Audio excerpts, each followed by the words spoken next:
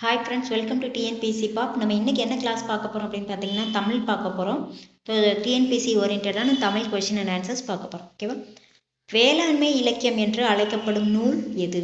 வேளாண்மை இலக்கியம் என்று அழைக்கப்படும் நூல் முக்கூடர் பள்ளு. வேளாண்மை இலக்கியம் என்று அழைக்கப்படும் நூல் முக்கூடர் பள்ளு. இளங்கோவடிகளின் சமகால புலவர் யார்? சீத்தலை சாத்தனார். இளங்கோவடிகளின் சமகால புலவர் சீத்தலை சாத்தனார். நற்றிணை நூலில் உள்ள பாடல்களின் அடி வரையறை யாது? 9 அடி முதல் 12 அடி வரை. அடி அப்படிங்கிறது லைனு. ஸோ நற்றிணை நூலில் இருக்கக்கூடிய ஒவ்வொரு பாடலுமே 9லேருந்து 12 லைன் வரைக்கும் தான் இருக்கும்.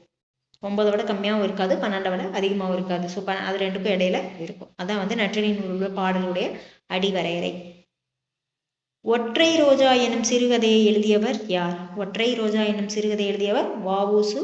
ஐயர். ஒற்றை ரோஜா எனும் சிறுகதை எழுதியவர் வ.உ.சு. ஐயர்.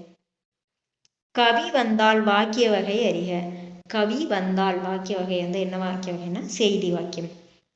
தந்தை பெரியார், பேரறிஞர் அண்ணா ஆகியோரிடம் நெருங்கி பழகியவர் யார்? தந்தை பெரியார், பேரறிஞர் அண்ணா ஆகியோரிடம் நெருங்கி பழகியவர் முடியரசன்.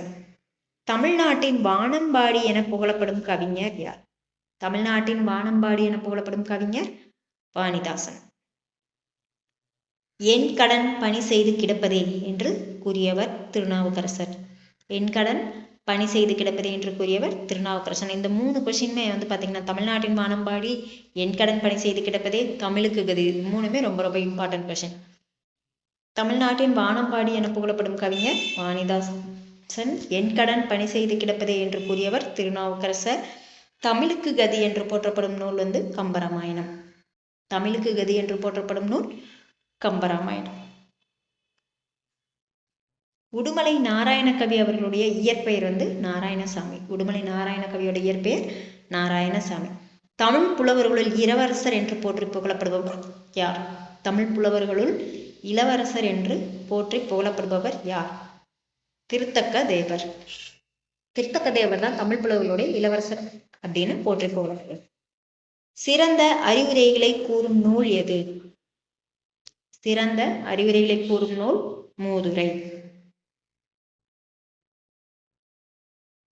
தமிழ் விடு தூது நூலின் பாட்டுடை தலைவன் யார்? தமிழ் விடு தூது நூலின் பாட்டுடை தலைவன் மதுரை சொக்கநாதர். உடுமலை நாராயணகவி அவர்களின் பிறந்த ஊர் எது? உடுமலை நாராயணகவி அவர்களின் பிறந்த ஊர் செங்கப்படுத்தான் காடு. கவிஞர் முடியரசனுக்கு பாவேந்தர் விருது எந்த ஆண்டு வழங்கப்பட்டது? 1987. கவிஞர் முடியரசனுக்கு பாவேந்தர்ங்கிற விருது எப்போ கொடுத்தாங்கன்னா 1987. கிண்கிணி என்ற அணிகலன் அணியும் உடலின் பாகம் எது? கால். கிண்கிணி என்ற அணிகலன் அணியும் உடலின் பாகம் கால். பட்டுக்கோட்டை கல்யாண சுந்தரம் அவர்களின் காலம் என்ன? 1930லிருந்து 1959. பட்டுக்கோட்டை கல்யாண சுந்தரம் அவர்களுடைய காலம் 1930லிருந்து 1959. அஷ்டபிரபந்தம் என்னும் நூலை இயற்றியவர் யார்? பிள்ளை பெருமான் ஐயங்கார். அஷ்டபிரபந்தம் என்னும் நூலை இயற்றியவர் பிள்ளை பெருமான் ஐயங்கார். இருளின் சிறகை தின்னும் கிருமி என்று சூரிய உதயத்தை வர்ணித்தவர் யார்? தருமு சிவராமன். இருளின் இருளோட சிறகை தின்னும் கிருமி என்று சூரிய உதயத்தை வர்ணித்தவர் தருமு சிவராமன்.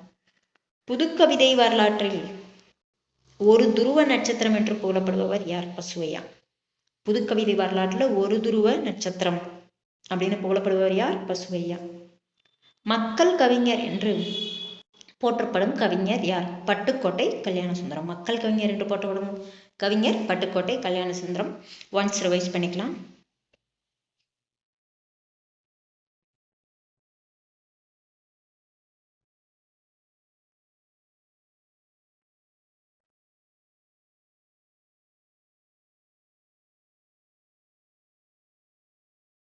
வேளாண் இலக்கியம் என்று அழைக்கப்படும் நூல் எது? முக்கூடர் பள்ளு. இளங்கோவடிகள் சமகால புலவர் சீத்தலை சாத்தனார். நற்றிணை நூலில் உள்ள பாடல்களின் அடிவரையறை 9 அடி முதல் 12 அடி வரை. ஒற்றை ரோஜா என்னும் சிறுகதையை எழுதியவர் வ.உ.சு. ஐயர். கவி வந்தால் வாக்கிய வகை செய்தி வாக்கியம். தந்தை பெரியார், பேரறிஞர் அண்ணா ஆகியோரிடம் நெருங்கி பழகியவர் முடியரசன். தமிழ்நாட்டின் வானம்பாடி என புகழப்படும் கவிஞர் வாணிதாசன். தமிழ்நாட்டின் வானம்பாடி என்று புகழப்படும் கவிஞர் வாணிதாசன். என் கடன் பணி செய்து கிடப்பதே என்று கூறியவர் திருநாவுக்கரசர். தமிழுக்கு கதி என்று போற்றப்படும் நூல் கம்பராமாயணம். உடுமலை நாராயண கவி அவர்களின் இயற்பெயர் நாராயணசாமி. தமிழ் புலவர்களுள் இளவரசர் என்று போற்றி புகழப்படுபவர் திருத்தக்கதேவர். சிறந்த அறிவுரைகளை கூறும் நூல் மூதுரை. தமிழ் தூதின் நூலின் பாட்டுடை தலைவன் மதுரை சொக்கனார். உடுமலை நாராயண கவி அவர்களின் பிறந்த ஊர் செங்கப்படுத்தான் காடு. கவிஞர் முடியரசனுக்கு பாவேந்தர் விருது எந்த ஆண்டு வழங்கப்பட்டது? 1987. கிங்கினி என்ற அணிகலன் அணியும் உடலின் பாகம் கால். பட்டுக்கோட்டை கல்யாண சுந்தரம் அவர்களின் காலம் 1930 1959. 1930 அஷ்டபிரபந்தம் என் நூலை இயற்றியவர் பிள்ளை பெருமாள் ஐயங்கார். இருளின் சிறகை தின்னும் கிருமி என்று சூரிய உதயத்தை வர்ணித்தவர் தரும சிவராமன். புது கவிதை வரலாற்றில் ஒரு துருவ நட்சத்திரம் என்று புகழப்படுபவர் பத்வையா. மக்கள் கவிஞர் என்று போற்றப்படும் கவிஞர் பட்டுக்கோட்டை கல்யாண சுந்தரம். Okay, thank you.